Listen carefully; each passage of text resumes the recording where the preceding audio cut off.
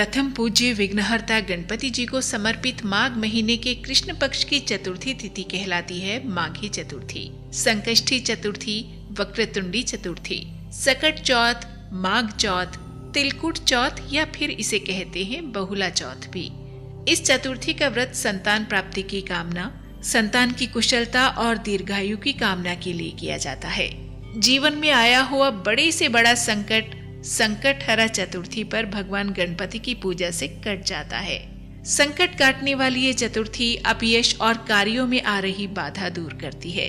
धन और कर्ज संबंधी समस्या को हल करने का रास्ता भी भगवान गणपति की कृपा से मिल जाता है। चंद्रोदय के बाद चंद्रदेव को अर्घ्य देकर प्रसाद ग्रहण कर सात्विक भोजन लेकर व्रत का पारण करने के साथ ये व्रत संपन्न होगा। यूँ तो हर महीने चतुर्थी का व्रत रखा जाता है, लेकिन माघ माह की कृष्ण पक्ष की ये चतुर्थी विशेष मानी जाती है। उत्तरी और दक्षिणी भारत में इस तिथि के लिए विशेष आस्था रहती है। ये व्रत निर्जला भी किया जाता है और दूध, चाय या फलों का सेवन करने के साथ भी इस व्रत में नमक के सेवन से परहेज किया जाता है। व्रत करने वाले के द्वारा सेंधा नमक का सेवन भी पारण के समय ही किया जाना चाहिए। यदि निराहार और निर्जला रहकर आप व्रत रखना चाहते हैं तो वो भी किया जा सकता है। आप जिस भी तरह से व्रत का पालन करना चाहें या केवल पूजा ही करना चाहें तो इसके लिए सुबह ब्रह्म मुहूर्त में जाकर स्नान आदि नित्य कर्म से निवृत्त हो साफ स्वच्छ कपड़े पहनकर संकल्प लें। पूजा के लिए पीले या लाल रंग के कपड़े पहनना शुभता प्रदान करता है।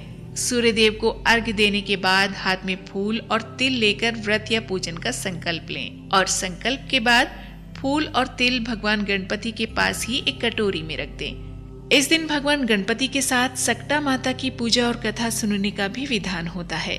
कोशिश करें कि भगवान गणपति की ऐसी मूर्ति या तस्वीर को पूजन में रखें जिसमें भगवान गणपति माता पार्वती की गोद में विराज रहे हों और परमपिता भगवान शिव भी साथ बैठे हों।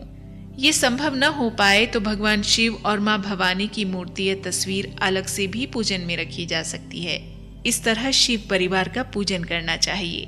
कई स्थानों पर मिट्टी के गणपति जी भगवान शिव और माँ पार्वती जी बनाने की परंपरा भी होती है, या फिर सुपारी पर मौली लपेटकर भी गणेश जी को प्रतीकात्मक रूप में स्थापित किया जा सकता है। पूजा के लिए एक साफ चौकी पर पीला या लाल कपड़ा बिछाकर फूलों की कुछ पत्तियां बिखराकर भगवान गणपति को माता पार्वती और परम पिता भगवान शिव के साथ आसन समर्पित कर विराजमान करें। एक लोटे में जल लें, उसमें काले और सफेद तिल, दूर्वा या दूबड़ा, गुड़, रोली, अक्षत, कुमकुम, सफेद फूल और कच्चा दूध मिलाएं। कलावा बांधकर भगवान के दाईं ओर ये कलश स्थापित कर दें। ओम गण गणपति नमः मंत्र का उच्चारण करते हुए भगवान के सामने तिल के तेल या देसी घी का दीप प्रज्वलित करें। धूप दीप अर्पित करें।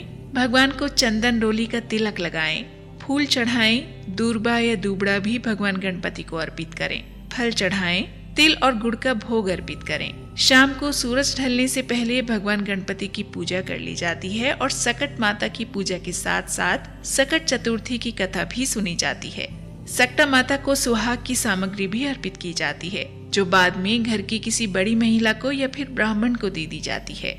सकट चतुर्थी व्रत की कथा सुनते हुए या पूजन करते हुए हाथ में थोड़े से तिल और दूर्वा जरूर रखें।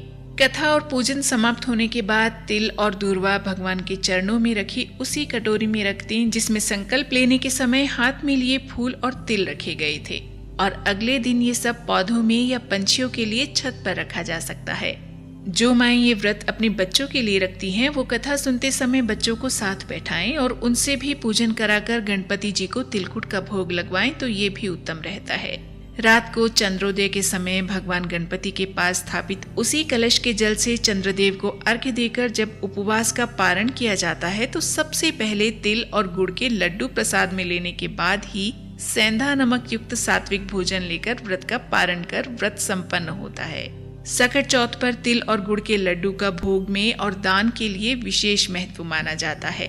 चतुर्थी के चंद्रमा का दर्शन शुभ फल देता है, लेकिन भाद्रपद माह की चतुर्थी तिथि के चंद्रमा का दर्शन नहीं किया जाता।